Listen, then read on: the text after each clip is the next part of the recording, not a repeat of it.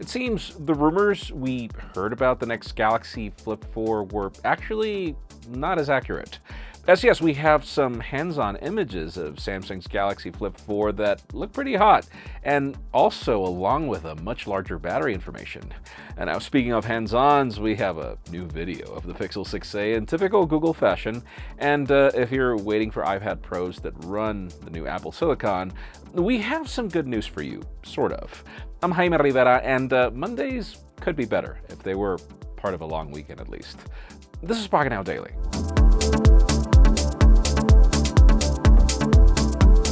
The official news today begin with Sony and their new strategy for PlayStation Plus, which is officially out in North America. Just as a recap, you are being offered 3-tier options that you can choose from Essential, Extra, and Premium. The PlayStation Plus Essential tier is pretty much the version of PS Plus that's existed for years, which was terrible, and it will still give you 2 monthly games, multiplayer access, and more for $10 a month, or $60 a year. The PlayStation Plus Extra tier comes with all the essential features and adds a game catalog of 400 first and third-party PlayStation 4 and PlayStation 5 titles that you can access.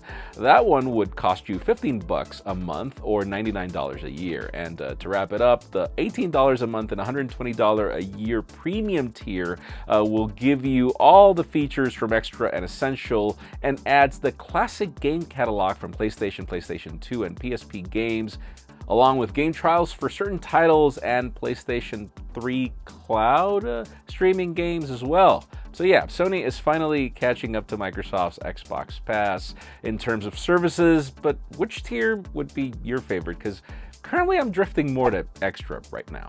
Moving on, let's talk about Apple and their possible iPad Pro lineup for this year. Yes, I know we have already discussed a few days ago how Cupertino is allegedly planning to launch a new massive 14-inch iPad in which we can expect in 2023, but according to Mark Gurman, those rumors of the other iPad Pro variants do hold sort of water. It seems Cupertino still intends to update the existing 11-inch and 12.9-inch iPad Pro models later this year. On a Q&A section, he stated that he expects them to update these existing iPad Pros in September or October with the M2 chips, wireless charging, and upgrades to the camera system. This would match older information shared by Gurman himself, where he explains we could expect some sort of a revamp with these features. In addition to that, Majin Buu is claiming that this new 12.9-inch variant will feature smaller bezels on the display, but sadly, we haven't really heard this rumor from other sources in order to confirm. Let us know what you'd like to see from these new iPad Pros, because what I really want is for the 11-inch model to be just as good as the 12.9.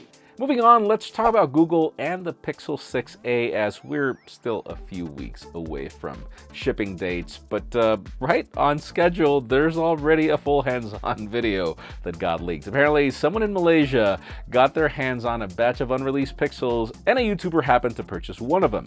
If this reminds you of how a full truck of Pixel 4a units got stolen, this is the 2022 version. He went on to make an 11-minute video of it that includes a hands-on and some side-by-side comparisons with other models. The hands-on shows your typical paperwork and also confirms that there's still no charging brick in the box. Once you take it out and look at it, you can start to see the differences when compared to the rest of the 6 series. The visor is much flatter on this one, probably due to the older hardware.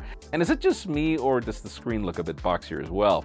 Anyways, almost at the end of the video, we can see sort of a demo of the under-display fingerprint sensor, which seems to be working pretty fast.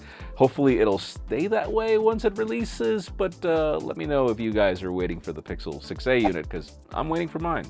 And finally, for the hottest news today, let's talk about Samsung and 2 sets of leaks that are pretty interesting for the next Galaxy Flip. Let's start with the battery. We got some new pictures that allegedly show the Flip 4's batteries and hint that we might be getting a bigger power pack than we thought.